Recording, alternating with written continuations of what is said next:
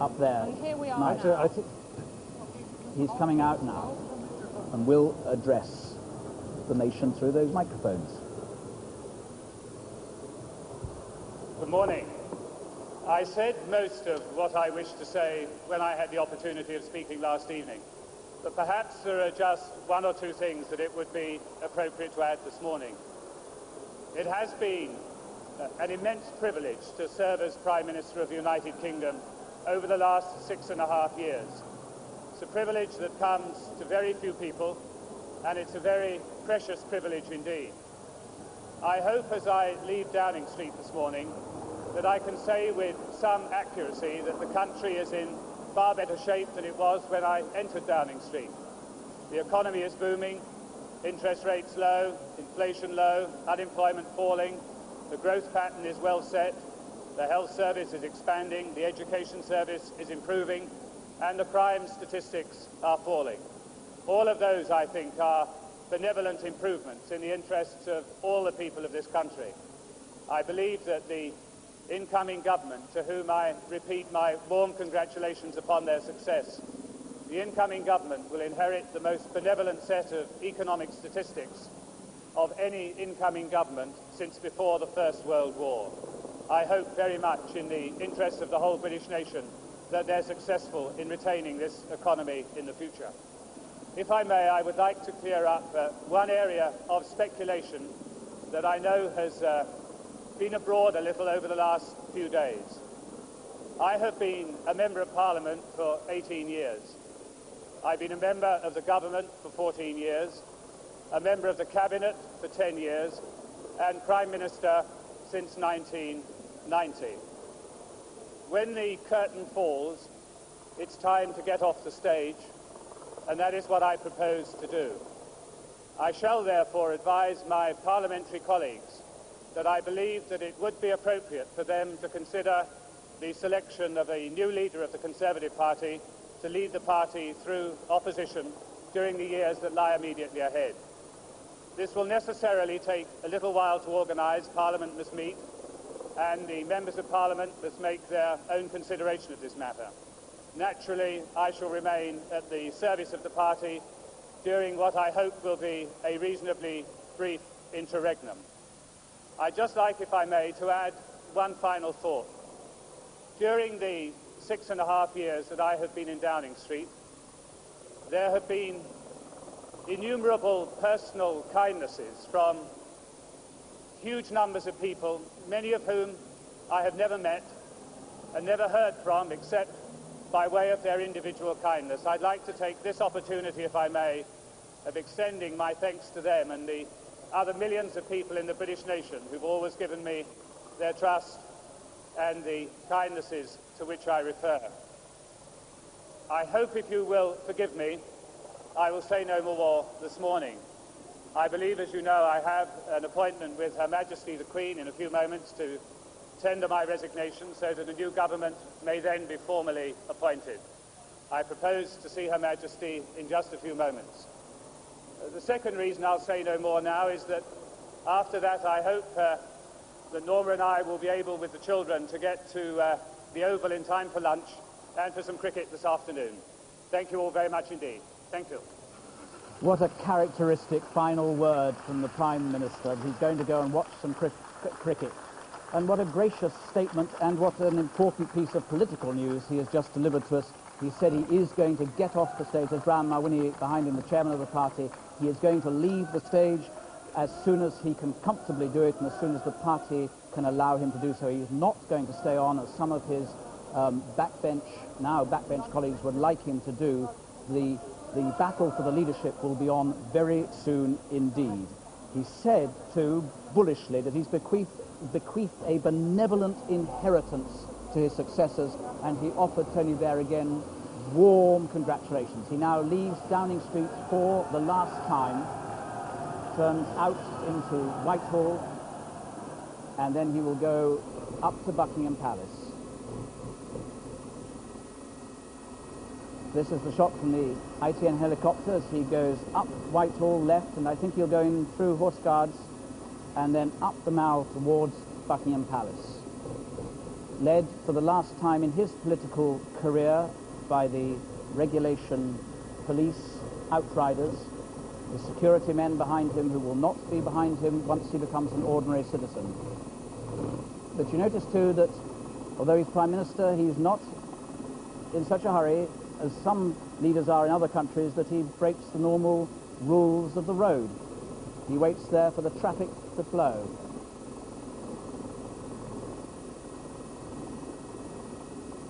It's rather curious that I think the matter of timing, of course, is you don't want to get to the palace too early, but he's going the other route. He's actually going round the other way. He's going to go down by the river by the look of it. Just take him through. But there's obviously we know, incidentally, well, these two things happen at once, that in Islington, the new daimler that Jackie was talking about, a newer Jamer, has arrived in Islington to pick up Tony Blair, to take him to the palace, so that as soon as John Major has got there, tendered his resignation and left, Tony Blair can go in. They're now holding up the traffic to allow what looks like a U-turn to take place. Or else there's so much traffic again. Anyway, it is certainly a pretty good foul-up of traffic for the Prime Minister's last journey from Downing Street. Everyone's going in every direction as far as one can see. Quite extraordinary. The police, very uncharacteristically, won't be very pleased with these images of their performance at this moment, I have to say. The police are normally extremely proud of their ability to make sure that public figures like Prime Ministers can get about. There's some tourists there watching him go up. He is now going up the wrong side of Whitehall, up towards Trafalgar Square. And you see the police there shooting by on the right because they'll try and stop the traffic up in Trafalgar Square to let him through the red light, I imagine, because he's now late for his appointment and he won't want to be late for the Queen, because even Prime Ministers are never late for the Sovereign. Just one thought, if I may, as we go along. Of course, this leadership contest will now take place without some pretty significant players involved. Michael Portillo, of course, will not be there. He turns right in under Admiralty Arch and up the Mall, past, incidentally, where Churchill had his wartime cabinet on the left there, and that rather ugly concrete building that's still there. The police shoot on ahead. They're going to give him a clear run right the way up the Mall. He's done this journey many times. His regular Tuesday meetings with the Sovereign, which all Prime Ministers have. He will have no more of those. This is the last one. I bet he remembers this journey, his final journey up the Mall, don't you? Very much. He's going to be full of emotion. He's actually passing the horse guards on their way to change the guard. Past Spark, he's also passing on the right now Clarence House, the home of the Queen Mother, and St James's. He's very nearly up. He'll be up there at the newly organised roundabout. They are. He's going straight through. Tourists scattering to provide a throughway. It was much slower in '92 when he went up there, but he waited for the traffic. But this time they clearly are certain not to be late. These shots from the ITN helicopter give you a perfect aerial portrait of this part of London. And here we are as they approach Buckingham Palace. There you can see Norma Major on his right in the back of the car. And they enter into the main gate of Buckingham Palace, as Nick Owen said that they would. Nicholas, can you see them there? No? Masses of crowds, but as Nicholas Owen pointed out before, many of them are tourists, so they look to me to be somewhat more than there often are. They obviously known that something was going on here, and he's come perchance at the moment when the guards are there on duty, I suspect in their normal daily routine, which is why the tourists are watching, but it's given him a splendid final send-off by the military. They go into the main courtyard of Buckingham Palace, and they will draw up on the right here. He will get out and go in, and very swiftly will see Her Majesty.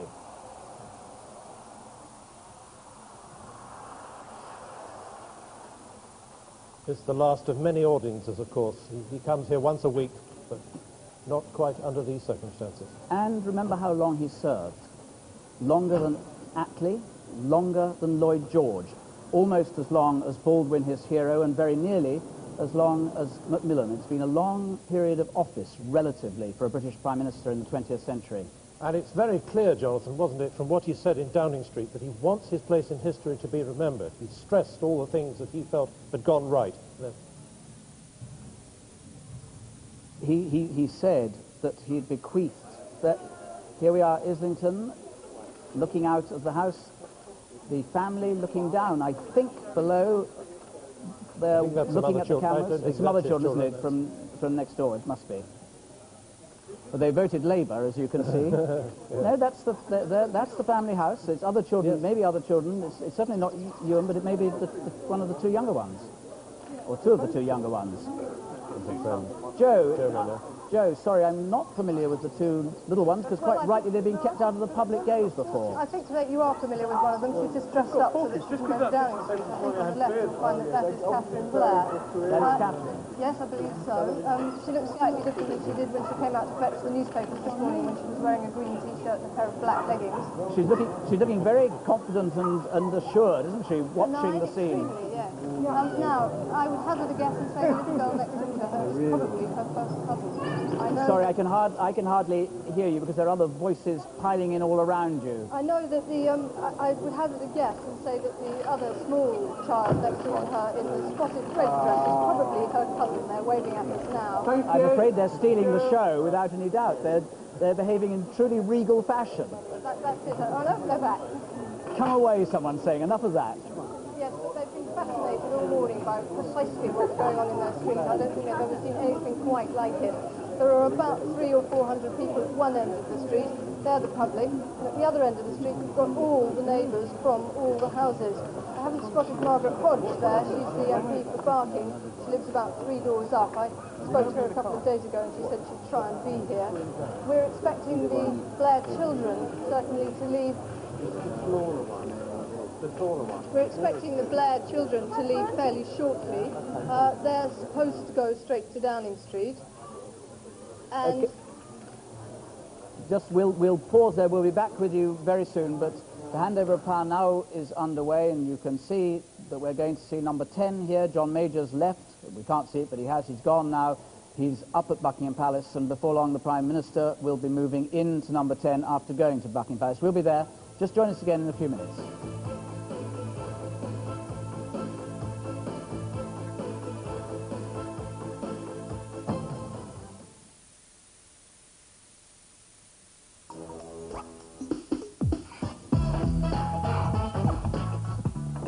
Hello, Auntie. All set for your interview? I really wanted to wear this, but look, it's so delicate. What can I do? Bleach will fix it. What? Bleach will ruin it. Don't worry. It's a gentle bleach called Ace. It's not like normal bleaches. It's for all your laundry, even delicate things like this. Cover the stain, but don't let it dry. Pop the rest in the machine with your detergent, and away you go. Wow, ace job. Let's hope it leads to an ace job for you. New Ace, the safest type of bleach for all your laundry, even delicates.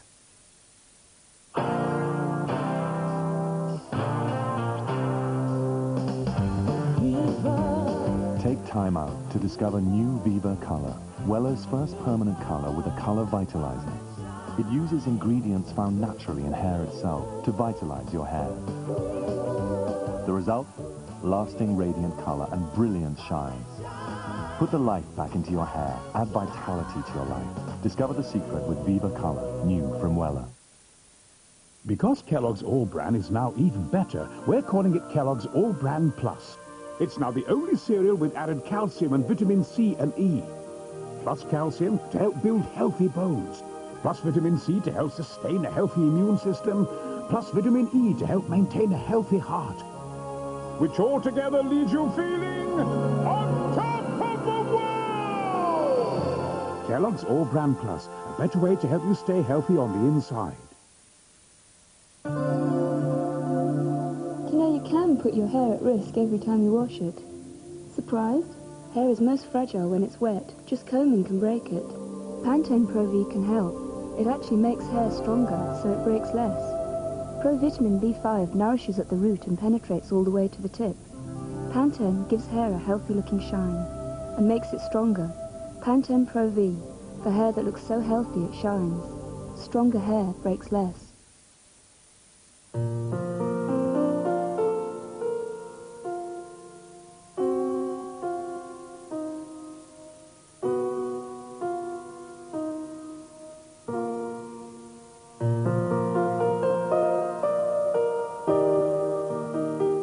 fabric conditioner has a softness that feels this good against your skin.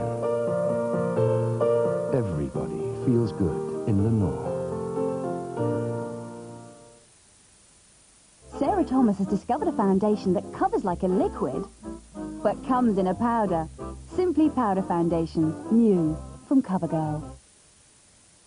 Premium scandalous for your car insurance. Call Premium Search on 0800 109876. Premium Search, problem solved, phone soon. We're here 24 hours a day.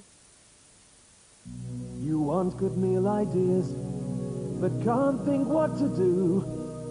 Iceland make it easy, the problem solved for you.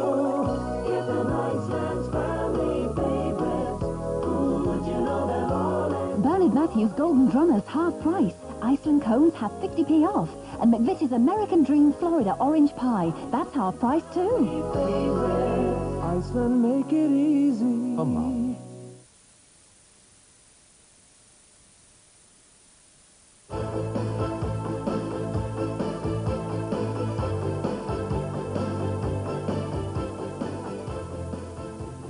Welcome back.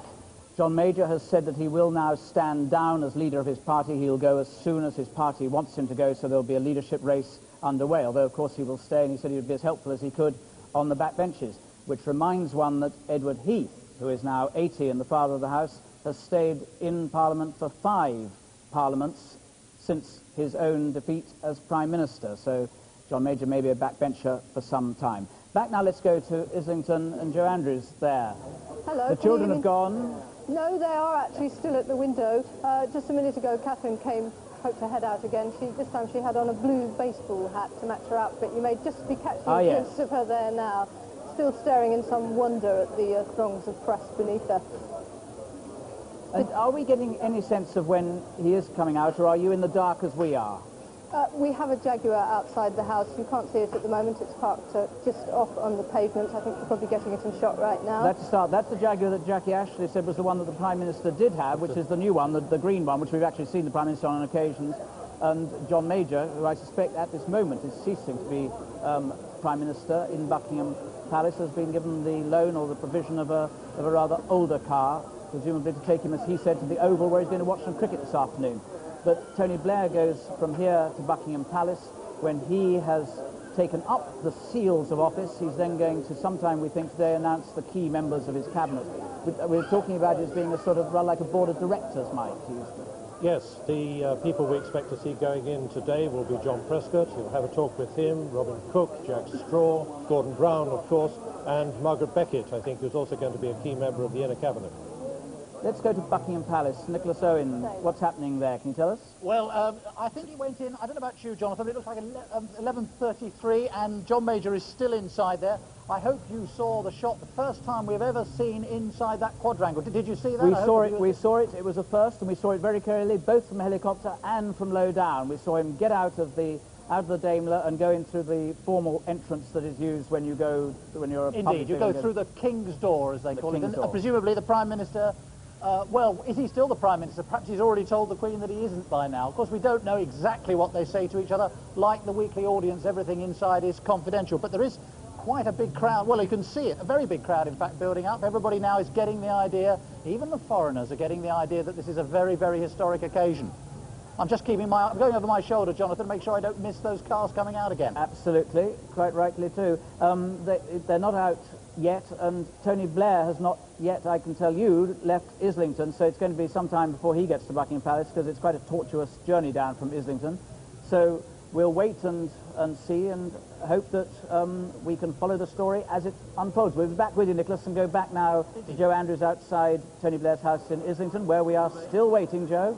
We are still waiting. Can you tell me, Joe, can you tell me what that sign says on the right of the doors? I can see election. It looks as if it's written by one of the children. What does it say? Sign here if you were here on the night of the election. That's right. It was put up during the night. It was signed, it seems, by every resident of the street, also by several people who were passing by. And the last person to sign it, as he came back to his home at 6:05 this morning, was Tony Blair himself. It's a sign that's been the subject of great interest from all the children in the street. I wonder who's going to be the person who nicks it as a memento. I'm not sure if it was put up by Tony Blair's own children or whether it was actually put up by the next-door neighbours. We've been treated to quite a display by the neighbours' children this morning. Many of them had their policemen's helmets on, and they stood on the balustrade above that sign and looked at the press in amazement. It's a curious thing that you're witnessing. It looks almost as if it's sort of part street party as well as media event and great national occasion all rolled into one. I think that's right. It's something of a street party. You can't see it, but just out of camera shot over towards the left, there are about 40 or 50 residents of the street. They're effectively blocked in their own street today. It's shut off at the end. At the other end, you've got about 200 or 300 people who are waiting to see the new Prime Minister come out. But the people who live in the street are obviously going to get their own privileged view. My guess would be that they'll get a couple of words with the Prime Minister, the new Prime Minister, when he finally does come out of that door with the number 1 on it. Thanks, Joe. Incidentally, we've had some important European reaction to this news. Helmut Kohl, the Chancellor of Germany, has said that the election shows that the Britons did not like the anti-European polemic. Now, it's very unusual for a head of state to intervene in that way, but he said that's what it shows. You remember that Tony Blair, in that advertisement, was shown as if he were a dummy to the ventriloquist Helmut Kohl. And Jacques Chirac, the President of France, has said that he'd be happy to meet Blair in Paris soon. Seems to me as if Helmut Kohl was getting his own back a bit. I think there's a little bit of that there, yes, very certainly. Jacques Chirac, as you see, yes, happy to have that meeting. Of course, Europe is going to continue to be one of the great dominating issues of the next Parliament because of the timetable of Amsterdam, the Amsterdam Summit, 6 weeks' time. Crucial decisions have to be made there. Tony Blair will now be representing Britain around that table. As you know, constantly during the campaign, Mr. Major said that he, in a sense, wasn't up to it. Well, he's got 2 problems, or not 2 problems. He's going to sign up to the social chapter, which he hopes will put him into the heart of Europe, but he's also said that if Britain doesn't get a deal on fisheries, he's prepared to put a spanner in the works at Amsterdam, which will make it rather more difficult for him to be at the heart of Europe. And it does make you realise, doesn't it, how very quickly a new Prime Minister has got to get read into the briefing books, has got to start the work. And, of course, one has the thought, too, that when he meets the Queen, it is the Queen, of course, who will be reading out the Queen's speech in 12 days' time. So there is business to be done to give Her Majesty the first indication of how he intends to handle things, perhaps not today, but certainly at the next audience. Incidentally, in Amsterdam, too, Wim Kok, the Dutch leader, has congratulated Tony Blair and expressed the hope that the new government would contribute to a positive result in the Amsterdam conference. The Europeans are weighing in a bit. Yes, and if you remember, Tony Blair went to see Wim Kok not so very long ago. I was there with him when they wanted to talk things through when as the Dutch presidency was underway. So, Tony Blair is going to find out very soon, as we saw when we were seeing the children there, that the pressures of office are going to be extreme, but his wife Cherie and their 3 children, what's it going to mean for them? We now know that the Blair family is going to set up home in Downing Street. What sort of family life, looking at those images, what sort of family life can they expect from now on? Joe Andrews has been finding out. Yes, he's the leader of the Labour Party. The family who will be affected fastest and most radically by Labour's victory is Tony Blair's own. Does your husband know John Major? Oh, yes, he knows him. Have you ever seen him? Oh, yes, I've met him. You're pretty. Oh, thank you, that's nice. Until now, his wife, Cherie Booth, has been a successful and highly paid lawyer in London, making Tony Blair the first Prime Minister to have a political career backed by his wife's earnings. Their 3 children, Ewan, Nicholas and Catherine, will also be the first to live at number 10 Downing Street since the early 1960s. The building they'll start moving into today is hardly equipped for family life. It's principally the Prime Minister's offices with a small flat high in the attic, as one former resident remembers. You're living above the shop.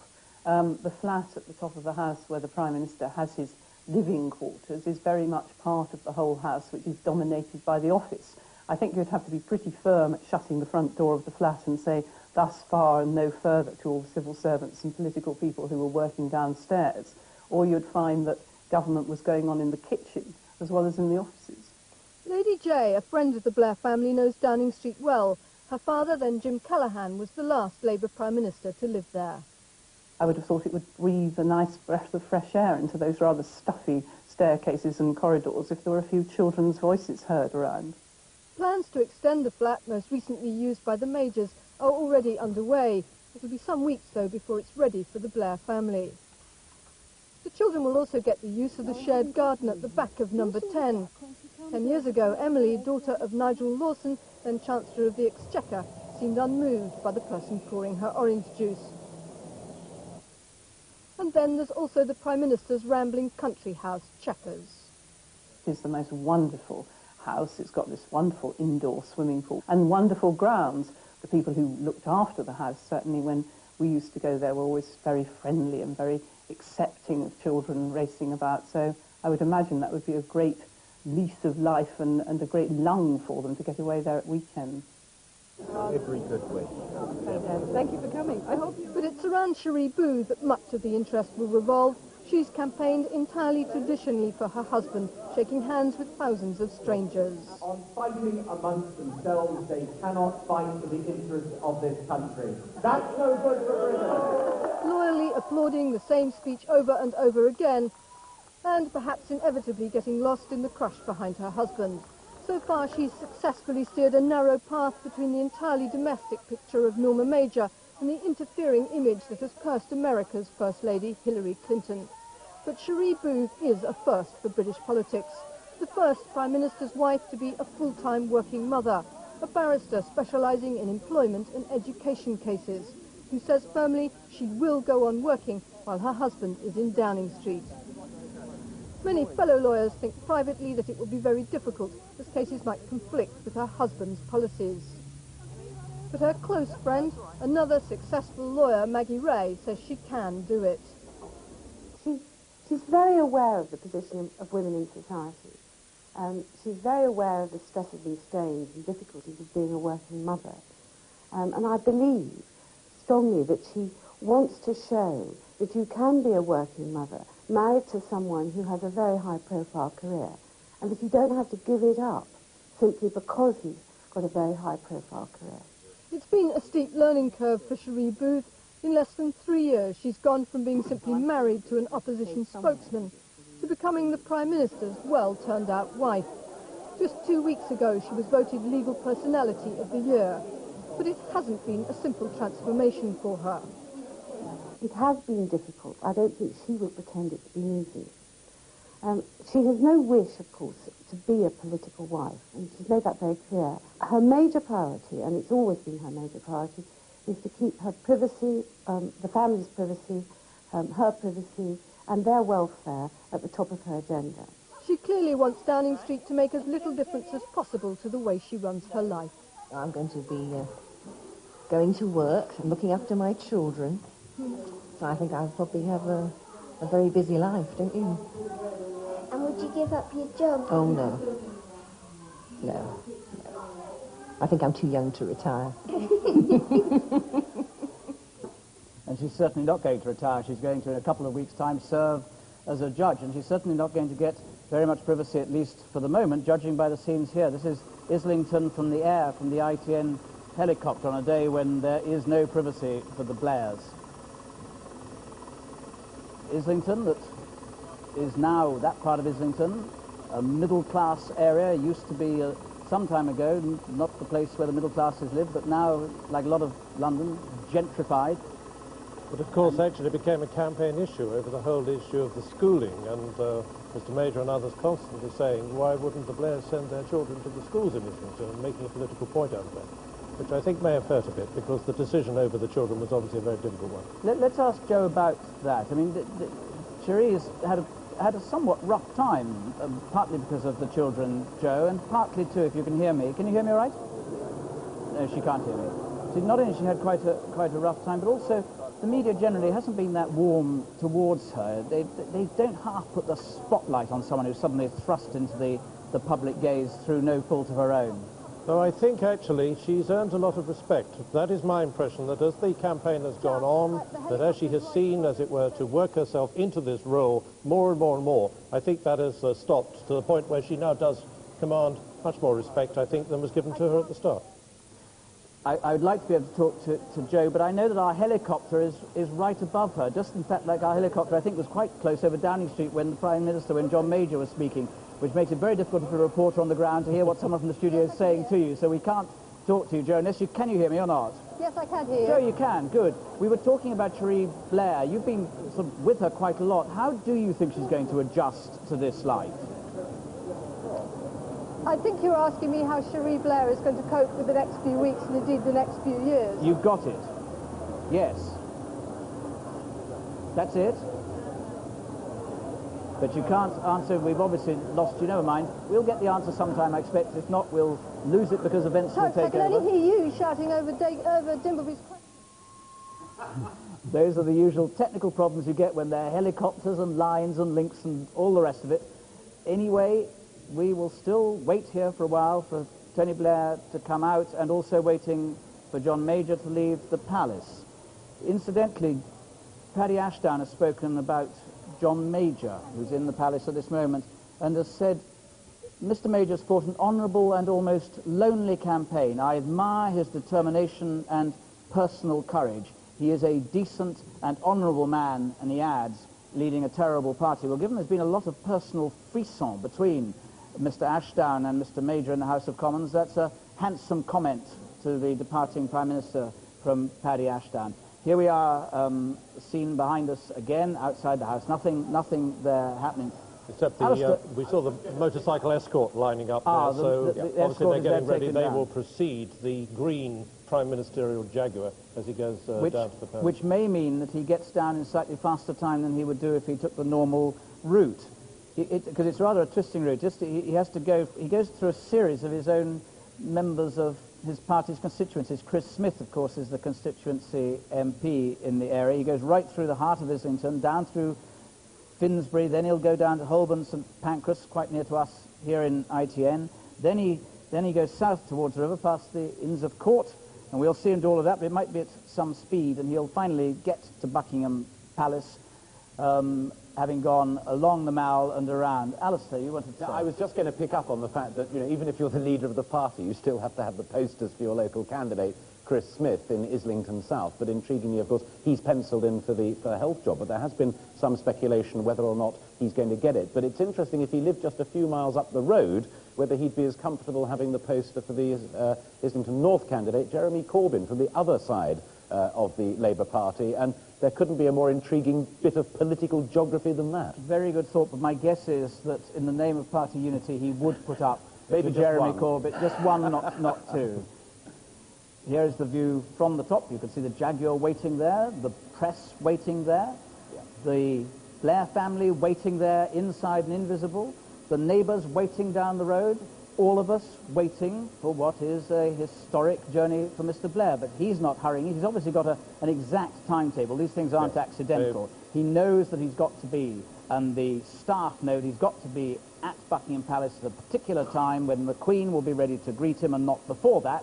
And everything is timed back from that. They know exactly how long they expect it to be to take him from Islington. They've probably driven it several times to make sure that he gets there to Buckingham Palace in the right amount of time. Nicholas Owen, can you tell us anything more from Buckingham Palace, or is... Well, I can tell you one thing. Talking to people who know about these matters, Jonathan, what probably is happening in there is that there will be the formal part first, in that Mr. Major and the Queen will have been together behind closed doors, and then after the formal business of accepting resignation has happened, the likelihood is that Norma, who will have been talking away to the Queen's private secretary, Sir Robert Fellows, he will have been entertaining her for a bit, probably over a cup of coffee and a biscuit or two.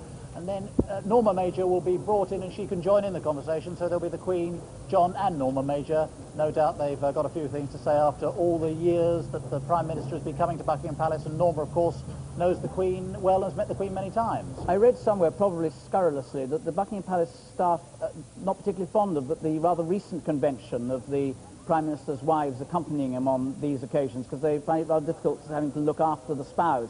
Well, is there any truth in that at all, or is that just a piece of vicious speculation? Oh, well, the palace doesn't like things to change terribly quickly, or if at all, so you may be right. But you know, right back in 1945, when Clement Attlee came here, the last time Labour had a big majority, he was driven here by his own wife in their little car, so presumably she had to be entertained right the way back then. Intriguing thought that the Queen has had Prime Ministers coming to see her on a weekly basis now for 45 years, and that Tony Blair will be her 10th Prime Minister. That's right, and he's 43 and the Queen is now 71, so, you know, there are a lot of intriguing thoughts about that sort of thing. You know, that business of the weekly audience doesn't happen every single Tuesday, only when the Queen is here at Buckingham Palace, and also when there is something to talk about. They have, in recent times, occasionally been cancelled. Nicholas, we'll come back with you, back down to Downing Street to see the scene there where I think life is happening. Oh yes, so you can see a lot of waving and singing. Those are the party workers who have been encouraged to come into Downing Street. The gates are actually open. Usually the gates at the end there where the bus is just crossing are firmly shut because of the threat from the IRA. Not so long ago it was possible to go through. In fact, for a time, Neil Kinnock, before '92 when he hoped his win, said that he would open the gates, but they can't be opened. There's the cheering. Perhaps we get a bit closer to them. You can see the flags. Those are all out there, clearly Labour supporters, but whether the flags are Labour flags or what, we can't see. They must be, I think. I can't really see. Maybe we can get a closer shot of them, but I suspect they're the Labour campaign flags. I don't know who's coming. Must be someone coming in, unless they're just waving to the cameras. They could just be waving to the cameras. I think it's a practice wave. But not organised wave. Perish the thought. Oh, the gates are still closed there into Downing Street. Those are those gates I was talking about, which all political leaders hate. It's children. I was wrong. With Union Jacks. They're Union Jacks. And they're young Labour children, by the look of it. Yes, I wonder whether they know they are, or whether their parents only know that they are. But there's a mixture there. There's some campaign T-shirts and one or two of the campaign hats, baseball hats made out of paper. It's obviously a big day for them because it's going to be the children of the staff and officials of the party. Well, by tradition now, although Downing Street is closed to the public, they're very willing, the officials by arrangement, to have children come up anyway. Many's the time we've seen the Prime Minister on his way to Prime Minister's questions stop and talk to children on his way there. No doubt that will continue. Jackie, we're told that Alistair Campbell, not so long ago, a journalist on the Daily Mirror, now going to step into Downing Street in a very key role, is allowed to have his children in there for this occasion. Is that right? Jackie, not to worry, we'll ask that question. We can't answer it, but we'll ask it when we can of you. That semicircular room on the end there, that is the Press Secretary's office. That is where Alistair Campbell will... Jackie, can you hear me? Yes, I can hear you well enough, Jonathan. Jackie, I was just saying Alistair Campbell, who is sort of dramatic change in life for him, although it's happened to other journalists, the Daily Mirror political editor, now a grand panjandrum going to be in the office of Tony Blair. His family's there, his children are there waiting amongst those kids who we saw waving? That's right. The two families have been friends going back a long time, and their children are of similar ages, although Alistair Campbell's children are a little bit younger. I was just remembering 5 years ago when Neil Kinnock was defeated, it was actually Alistair Campbell and his partner Fiona who then went on a holiday with Neil and Glenys Kinnock to try to get them over that trauma. Alistair then moved on and quickly became Tony Blair's press secretary when Tony Blair took over the leadership after John Smith died, and they've remained really very close friends ever since. Fiona Miller, Alistair Campbell's partner, has been acting as an unofficial press secretary to Cherie Blair and has been doing a lot of work with her really over the last couple of years, and of course has done a lot more in an official role during the campaign. So we will be seeing their children as well. They're even smaller. There's little Grace, who's only 3, Callum, who's 8, and Rory, 10. So they overlap to an extent with the Blair children, and they do see a lot of each other, and will be facing similar sort of pressures, like hardly ever seeing their father in the next few years. But they, of course, will at least be staying in their own home rather than moving into an official residence. Indeed they will. So life will be easier for them from that point of view. But and they won't have the security to cope with, I shouldn't imagine, either, which presumably the Blair children will now have. Well, certainly. Jackie, we'll come back to you and go back now to Buckingham Palace, see what's happening up there, where there is the Daimler Jaguar that is going to take John Major away when he leaves. He's having quite a long audience with the Queen. The car is waiting there. Its lights are on, so they must be expecting him out, I suspect, quite quickly. They're looking, the footman looking and waiting, but And no that, sign of particular movement. That car, as we understand, is going to Huntingdon, is it not? It will take him straight to Huntingdon. No, he's going to the Oval. Oh, of course he's he is. He's off to Of watch course he some is, cricket. yes. I mean, he's giving himself, and good luck to him, I guess a lot of people say, he's giving himself an afternoon at the Oval. Alistair? One thing we were talking about last night on the voting, of course, is the large number of young folk who have no recollection of what Labour is like in government. But there is one person at the heart of all of this who knows very well indeed, Her Majesty the Queen, who had frequent audiences with Harold Wilson when he was the Prime Minister for the Labour Party, Jim Callaghan. And when you bear in mind that programme of constitutional reform that Mr. Blair has at the top of his Queen's speech, you know, Her Majesty the Queen is going to have to read out possibly a clause about the abolition of the House of Lords, a system at which she sits at the very top of. But she knows Labour. Here John Major leaves, Norman Major gets into the right-hand side of the car. He is no longer Prime Minister. He is still the leader of his party, but he will not be the leader for very much longer because he has said he is going to stand down and make way for others as soon as the party would like him to do so. So he leaves Buckingham Palace in his capacity as leader of his party for the last time, and he becomes an ordinary citizen, albeit an MP. John Major's public life as leader and as Prime Minister is over after almost 7 years. And his colleagues and his opponents have been generous about him, Mike. Yes, they have, but you know, one of the things I think that has wounded him most is the behaviour of his parliamentary party. And I am quite certain that one of the main reasons why he's decided to step aside so quickly is, remember, he said in his speech there, when the curtain falls, it's time to get off the stage. But I'm certain that one of the things that has influenced him in that decision is what the party, in a sense, has done to him. And I know for a fact that Norma, for example, Mrs. Norman Major, is extremely bitter about the way the party has treated him. He has had an extraordinarily grueling time, too, because the media, the political media that he might think to be on his side, the heavyweight papers that are traditionally conservative, turned on him because of his unwillingness to take up a clearly anti-European stance with a real venom. He always said that he had to do what he had to do. I remember putting this to him directly during one of the press conferences when John Horam, you remember, came out with his declaration, one of the first, and I said to him, Mr. Major, why don't you do the same? That's what you really believe, isn't it? And he gave me quite a look and said, but I'm not John Horam. I am the Prime Minister of this country.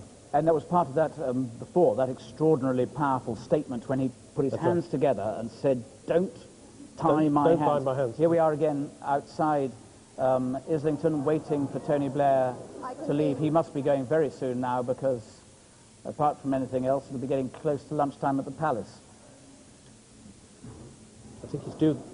Joe... I think we heard he was due there at about 12:30, didn't he? 12:30 he's got to leave fairly soon if he's going to get there on time. Joe, any more news for us? I can hear you. We've just seen Mr. Blair's father, Leo Blair, go in the house. He turned around and gave us a quick wave before he went in, looking very cheerful. He's a man, I believe, at one stage in his life did actually support the Conservative Party. We've got hundreds of people in the street now, lots of them showing vote Labour signs at one end, and hundreds of members of the public at the other end, all waiting here. We've got about 5 or 6 cars lined up here. We're waiting for that door to open and for Tony Blair to come out. I suspect that he's waiting to hear that John Major has actually left the palace, and then he will start on his way to the palace. His family and his close friends will follow in the other cars. They won't go to the palace. They'll go to Downing Street, where they'll be ready, waiting for him. I gather there are quite a lot of children down there. His own 3 children, who clearly missed school today, will also be there. There are children hanging out of almost every house in the street, lots of them in school uniforms. So I suspect as soon as they've seen the Prime Minister go, they'll be rushed off to school. We're getting a very good aerial... We're getting an aerial view, not a view precisely, Joe, but of the world around you. Not often you get a top shot like this of Islington. It hasn't been on the map in that respect for any particular reason, as far as I can think of, for a very long time. But no, it is for the moment. This is Islington's aerial hour of glory. I don't think it has. It certainly is, and it's glorious weather out here. Everyone's here in T-shirts. It's just like the middle of the summer. It's a bank holiday weekend. I suspect a lot of them have probably missed work and making a long weekend of it. As I say, we're waiting right now for that door to open. It should happen fairly soon. And meanwhile, we're joined by Lord Donoghue. Good morning. Good morning. And it's nice to have you here. Not least, you can remind us, because you served very closely with Harold Wilson, and you've done this sort of... You've been to Buckingham Palace with him, have you not? Absolutely. 23 years ago, we went to the Palace with Harold Wilson, and then we came from there and went into Downing Street. The last time a Labour leader walked into Downing Street, yes. And so it's a marvellous feeling now to be doing it again. I bet it is. What actually happened then? I know you can't say what the Queen said, and you wouldn't have known either, because you wouldn't have gone in and had the private audience with the Queen. No, You'd have been waiting have the on the side. Audience. We waited outside, and of course the cars swap. The previous Prime Minister leaves in a different car. Here is Alistair Campbell, someone who taking up the role that you jolly nearly had, the same kind of role, who is going to be the Prime Minister's press secretary, getting ready, I think. He's at least going to... He's warning the, I guess, security man there, or member of the team, that who will now accompany John Major wherever he goes, Tony Blair wherever he goes, warning that Tony Blair is about to come out. On his phone, not quite certain whom, and it didn't work either, clearly. It's like sense of frustration. Carry on, Bernard, about the feeling that you had then, because, as you say, it is a hugely historic moment.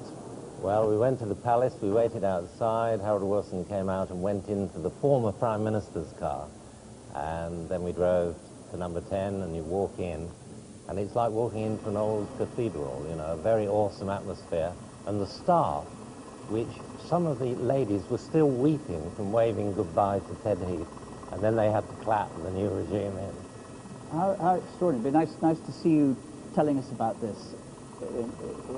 Still waiting for that journey to begin. But Bernard, do you imagine that at that stage they'll start to talk business almost straight away, Tony Blair and Her Majesty?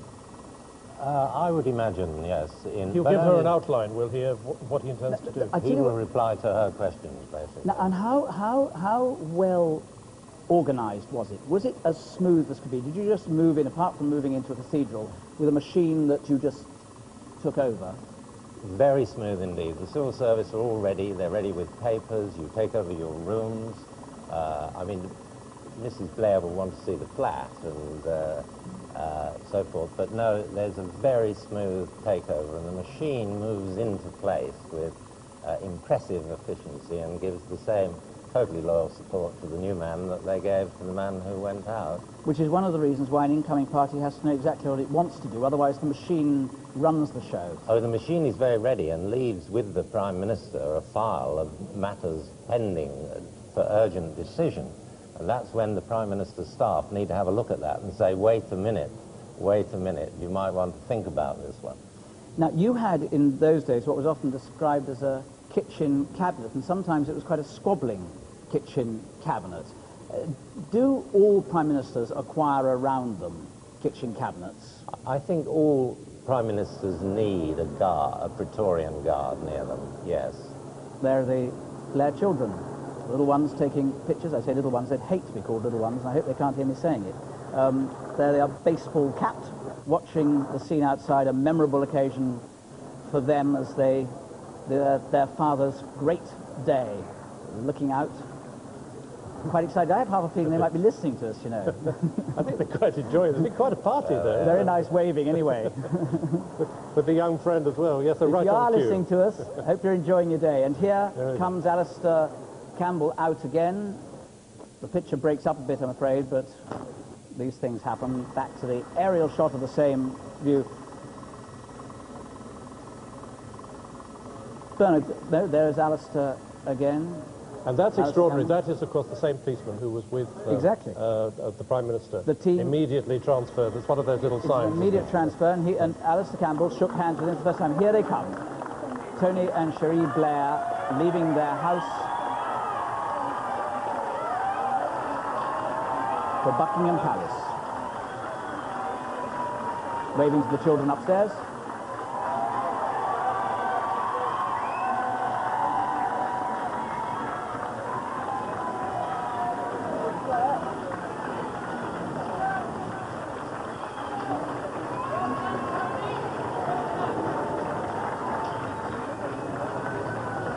Well-wishers and neighbours there, all rejoicing in the fact that their neighbour is about to become Prime Minister.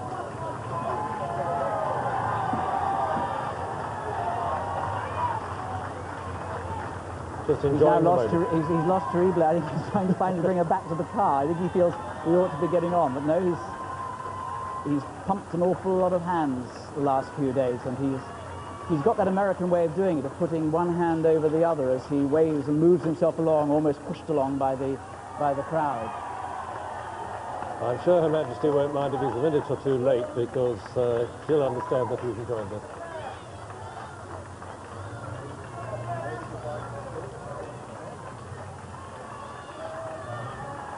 This too is for the cameras of the world's press who record these images, and they will be purveyed around the world. And he now is in the car. Cherie has got in on this side the mirror image of the journey that John Major and Norma Major took a mere 10-15 minutes ago. And he's on his way now down Richmond Crescent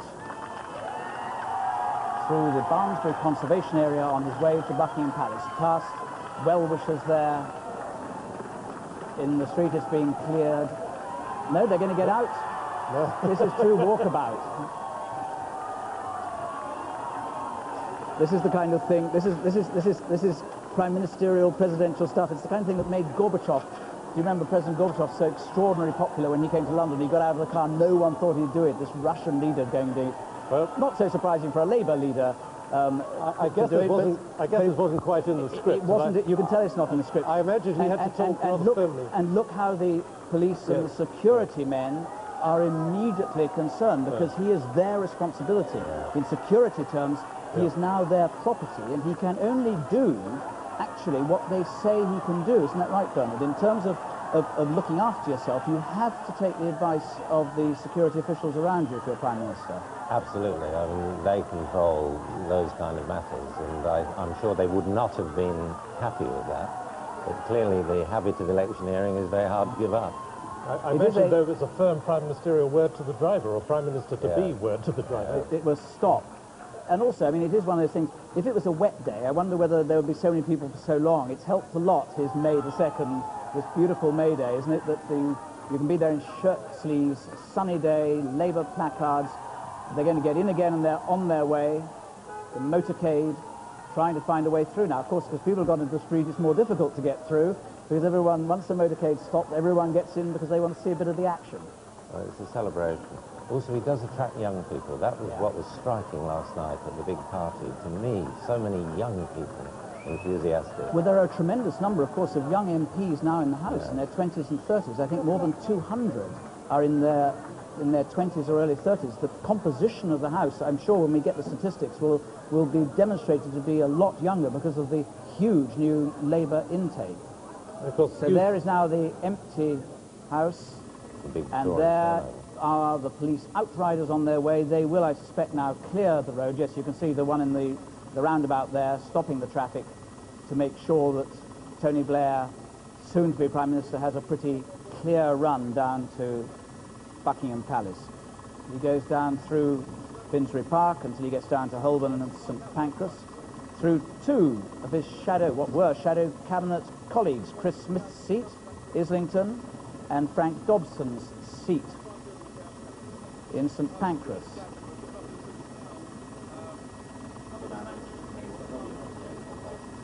Well, he knows that he's got to sort out the fact that he's got 26 members of his shadow cabinet and only 22 cabinet places, and he may want to bring in new blood as well, but he doesn't want to hurt anyone.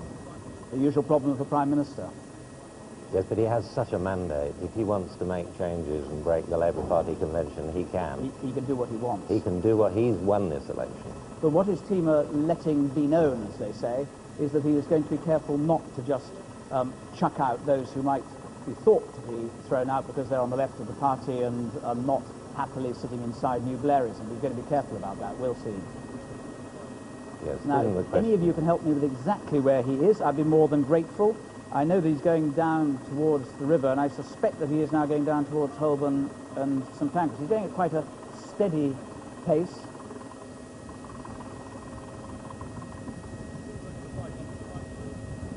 Going down, I think he goes down past where we are in ITN very soon.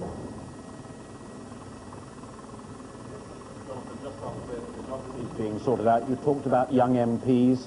246 of the new intake are in their 40s. 86 are in their 30s, and a full 7 of the new intake are in their 20s. So it is quite a The average age has shifted down a good 10, 15 years.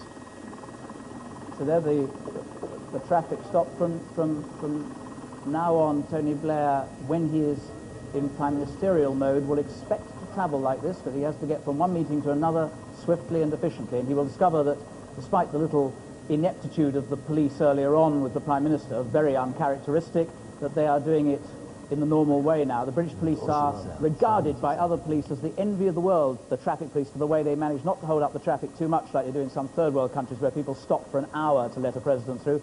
They stop you briefly. One motorcycle gets right up quickly in front of the others to the next roundabout, and then when the cars are past that, the motorcycle, see that one going up through there, he's going up to stop at the next roundabout, and so it goes on. No. Yes, it's interesting. We've got a message there with Tony Blair from Jacques Santa. Now, you remember Jacques Santa's intervention. There we are, we're on the ground show. Jacques Santa's intervention in this campaign, in which... and this is the shot, incidentally, from our ITN bike, which is as good a close-up shot as you can get of the Prime Minister in waiting and his wife as they go down now towards the river. There they are. Yes, they're passing under St Pancras. There is St Pancras.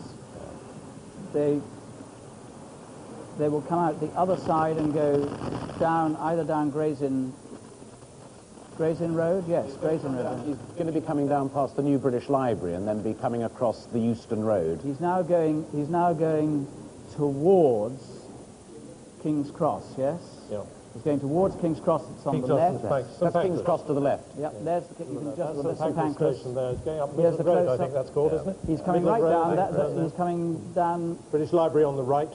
British Library on the right, and St Pancras there on the left as he comes down into the Marylebone Road, usually rather blocked, and he is actually slowed up here. There's been an official announcement from the Queen, meanwhile, which is that the Right Honourable John Major had an audience with the Queen this morning and tendered his resignation as Prime Minister, which Her Majesty accepted. That is the formality, the formal announcement that John Major is no longer Prime Minister. Can I just complete that message from Jacques Santa? You remember him railing against the Eurosceptics. Mr. Santa has said to Tony Blair this morning, quote, "We look forward to the UK under your government playing its rightful leading role within the Union and the wider Europe." That's Mr. Santa getting in quickly with his view of how things ought to be done. The motorcade held up now, going down towards the Mall, and here are the children getting into their combi. They're going straight to Downing Street. What a day this must be for them. There is Tony Blair's father, Leo, waving to the crowd there.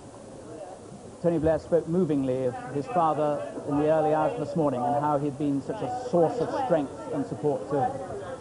What a happy day it must be for Leo Blair. It's like organising a giant family outing, isn't it? It absolutely is.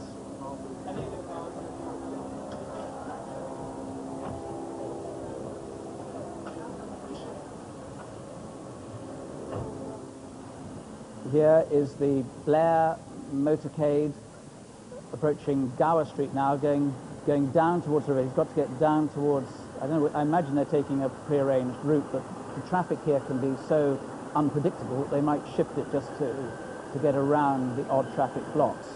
So they're keeping going.